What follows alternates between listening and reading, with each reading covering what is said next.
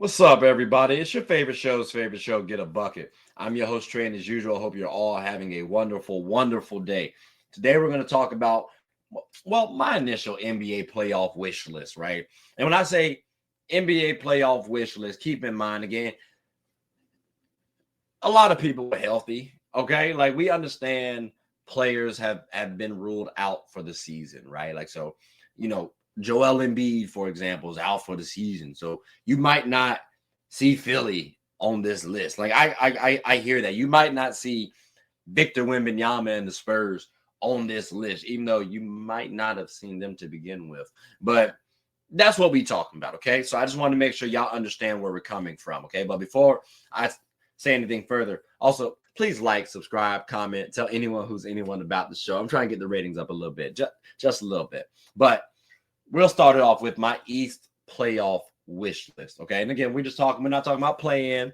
I'm talking about who makes it out of the play-in and the official 1 through 8. So with that being said, we have the Cavs versus the Pistons, ladies and gentlemen. I think this would be a wonderful series to look at. Here's why.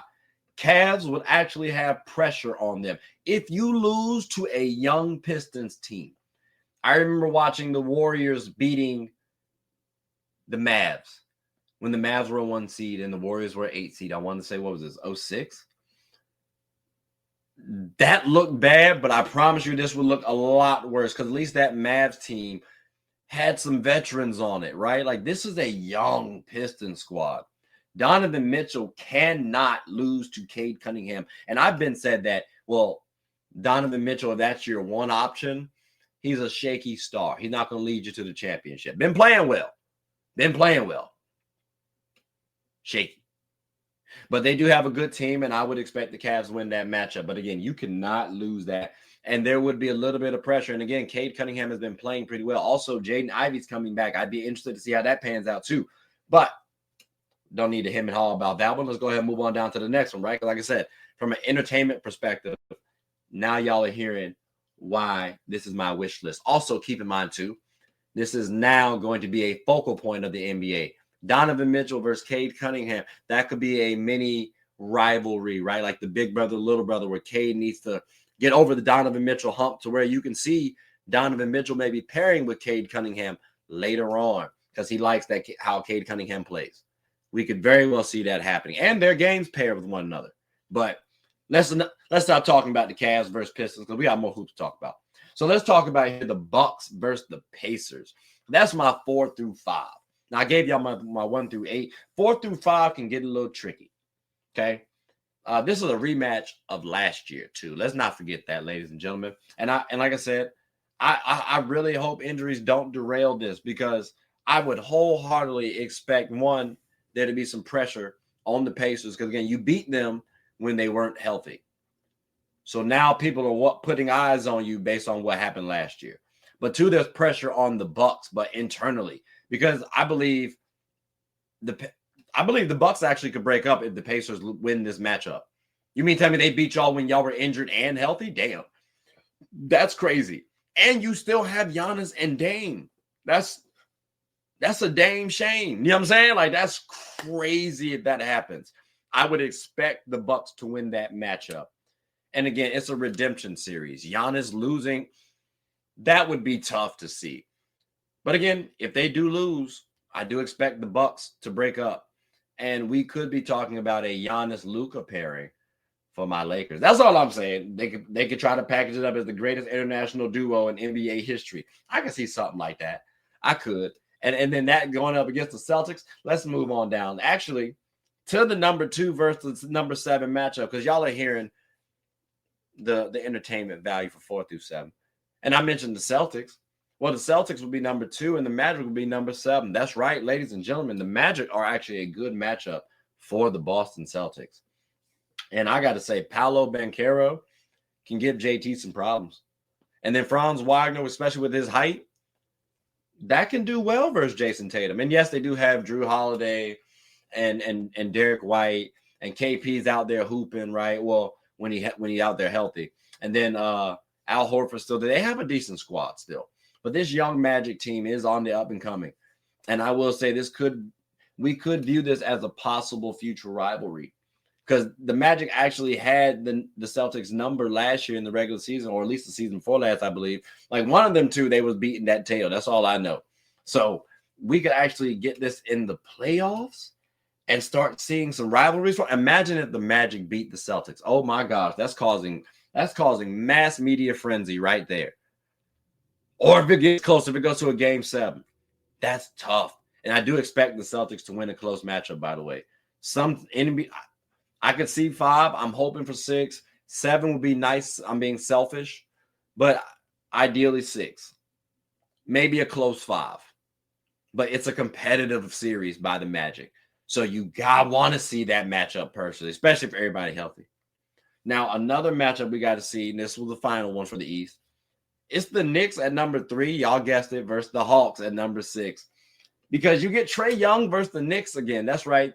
The Knicks do not like Trae Young. It's not the Hawks. They don't like Trae Young. They don't like him at all. Yo, I'm telling you right now. And I do believe the Knicks would win that matchup. They have way too many people to throw at Trae Young. Here's the thing, though. Because the Hawks also do have Jalen Johnson, who's been hooping. Well, do they? Because he's had some injury issues. Then you got Clint. Well, no, Clint been out. Like, I would expect the Hawks to win this one. Dyson Daniels has been hooping now. I will say that. And he can cause Jalen Brunson some fits. He's leading the league in steals with like 3. That's pretty spectacular. But again, the Hawks are young. I wouldn't expect them to win, but it'd be nice to see them going up against the Knicks. And if they did win, because they have been causing fits for some Eastern teams in the first round, basically every time they get out of the play-in, it'd be interesting to see them in the second round. I will say that. Because, I mean, Trae Young is a dynamic point guard, and anything could shake. I'm not going to say he's going to win the championship. I'm just saying some things could shake. Seeing them versus the Celtics again, that'd be all right. But, again, I wholeheartedly expect the Knicks to win that one. But that's, again, ladies and gentlemen, my Eastern playoff wish list. We still got another half to go because we got to talk about the West, right? We got to talk about the West. So let's talk about it. The number 1 versus the number 8 seed. We got OKC versus Minnesota. Now, keep in mind, I talked earlier about the Shai and Ant rivalry, right? Y'all know how the NBA is trying to package that up, I believe. And I think it'll be a good one. There's a lot of pressure on OKC if you lose. Again, you were the number 1 seed yet again, and you lose early. Now, I do expect OKC to win that matchup. Only because the team is further along than the Timberwolves. However, the Timberwolves do have the interior advantage. And again, Chet has been injured over the years, so I do question how productive he'll be, especially this young in his career. J-Dub is still a smidge too early, right? Like, I think they're maybe 2 to 3 years away from really actually winning that championship. However, there is still a world where I can see them winning that championship. I just wouldn't bet on them personally.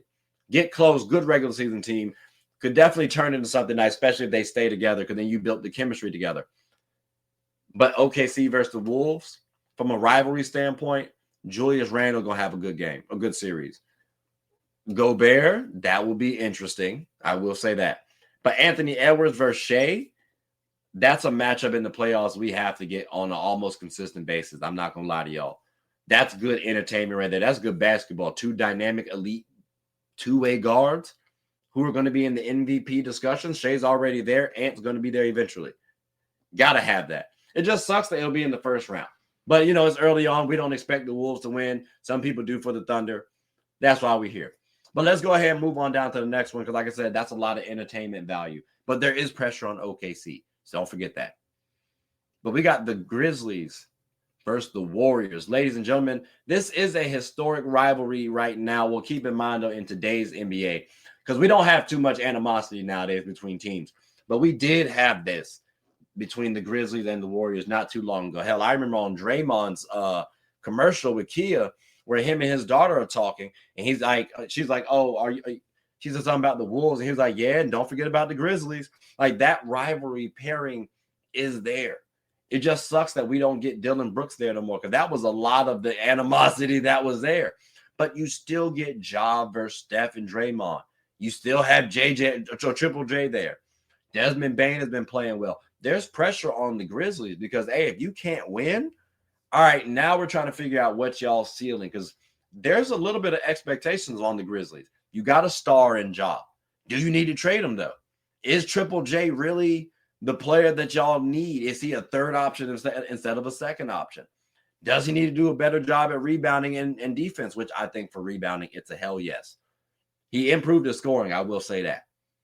But if you've been scoring more so and y'all don't get past the Warriors, well, maybe we need to look at what Chris Bosh did and move you down a peg. Desmond Bane is a quality second option. I'm just saying the Grizzlies need to figure out some things because, hell, even John Morant could get moved. Look at Luka. So, again, ladies and gentlemen, there is pressure on the Grizzlies. And, in fact, I think there's a lot because I expect the Warriors to win. Barring any suspension or injuries to Jimmy Jeffrey Jordan, because this brother, oh, my gosh, he'd be crazy. But Steph Curry, that's the real catalyst to the team. And you got Jimmy there to help out. And Draymond's still there. Plus, they got other players like Jonathan Kuminga, Padinsky. Even though Padinsky's having a dull year, based on expectations, they got enough pieces to hoop. Buddy Hield has been playing his tail off. Just at least shooting his tail off. So I view the Grizz too young. Warriors win, maybe 6. But again, that's a wonderful matchup for me. Because again, that's a lot of entertainment there. One of the biggest rivalries we have in today's game. Weird to say. But let's move on down to my Lakers at number 2. Playing the Mavericks at number 7. Listen, ladies and gentlemen, hear me out. I understand Kyrie's gone. I hear you. At the time that I was making my listings, and again, I say, remember, people were injured, or aren't injured, but we understand that Joel Embiid's gone too, though. So I did knock out the 76ers because at least they are out of contention as of right now. But we, Lakers, we were cool. Mavericks were still in the running as well. So I think it was plausible to add them. And that goes back to the Luka AD trade, which, this will now define who won the trade, at least for this season, because whoever wins that one, they're going to say, oh, they won the trade. Now, going forward, you're still going to say Luka because of the age. Although, again, if you listen to my earlier show, there's some gripes, a few concerns. But the pressure on both teams, the pressure on Luka and AD, I think that might bring out something marvelous. Either immense entertainment, especially once it hits social media, or the production on the court would have been astronomical. And again, there have been more public pressure on Anthony Davis too. And there's a world, ladies and gentlemen, where I would actually lean the Mavs in this situation because of their interior presence. It's too much. Like, we lost too much. Jackson Hayes and Alex Len are not going to beat out Anthony Davis, Derek Lively, and Daniel Gafford. I'm sorry. And AD can actually guard Luka and Braun, at least making it tough on them. And then we got AD in the power forward spot. So who's going to guard him? Braun? So that means Braun's going to get more tired. And we need him to score or facilitate. I understand we got Luka as well. A lot of y'all believe in Austin Reeves too. That's going to be an uphill battle because keep in mind, they got P.J. Washington, who actually is a really good player across the board. He just showed he can be a really good defender as well too when we last played. So again, ladies and gentlemen, all I'm saying is that Mavericks-Lakers series would have been spectacular if injuries did not occur. And that was my wish list. So if y'all believe me too, like, that was going to be a phenomenal one. And if we did lose, oh, that's causing a lot of chaos. And now we got more storylines for the offseason. The NBA playoffs continue. Now we're focusing on the Mavs. We're looking at the Mavs in a different light now. I'm just saying that would have been a good one. But let's not hem and haw on that one too much. Although, like I said, it would have been good, but we can't get that this year. We can get for the number 3 and 6 teams, though, the Nuggets versus the Rockets. Fingers crossed that matchup occurs. Because we see that, we get the up-and-coming teams versus the vets. And I put asterisks, like quotation marks around vet, because I don't want to say the Nuggets are old, right? But they have been around for a little bit. And you also get Jokic versus Sengun. Ladies and gentlemen, that brings more eyes because we're talking about an international focus now. seeing Jokic versus Sengun in the playoffs, you don't think that's not going to draw in attention? Come on now. That's a lot right there. I want to see that. Hell, anime fans want to see that because as Pokemon fans, I promise y'all remember Charizard, Charmander, Charmeleon? Well, Charizard is supposed to be Jokic and Sengun is supposed to be Charmander. Charmander. So who wouldn't want to see that matchup? And keep in mind, I think he actually moved up to Charmeleon, by the way. Hello, Sabonis. Like, that's a wonderful matchup. So I think we would love to see that. Nuggets probably win that matchup. Not going to hold y'all. But the Rockets could actually pull it out. They have a lot of talent. They're just young. But this is going to be like a Celtics Magic series where, okay, this could be something in the future. Like where this is that big brother thing. Or maybe even like the Cavs Pistons. The big brother thing where, all right, this is the hurdle we need to get over to win the championship, to get to the finals and out of the West. But that's where some of these teams are at this current point in time. So again, ladies and gentlemen, this is to me, this is a lovely wish list. Again, just to recap, Cavs versus Pistons for the 1 through 8 seed in the East. Bucks versus Pacers for the 4 through 5. Celtics and Mavs for the 2 through 7. And then Knicks versus Hawks for the 3 through 6. And then on the East, we have OKC versus the Wolves for the 1 through 8. Grizzlies versus Warriors for the 4 through 5. Lakers versus the Mavs for the 2 through 7. And the Nuggets versus the Rockets for the 3 through 6.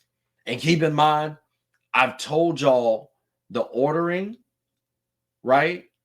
I've broken this out so where if teams win, they get to play one another. So if whoever wins OKC versus the Wolves, they get to play the Grizzlies versus the Warriors. Like those are storylines too. So again, ladies and gentlemen, I think these playoff wish lists are solid, elite. And I would love to hear y'all thoughts on them, ladies and gentlemen. And if y'all think y'all's are better, I would love to hear those as well. So definitely, please like, subscribe, comment, tell anyone about the show. My name is Trae. I'm the host of Get a Bucket. Hope you all have a good one. Take care.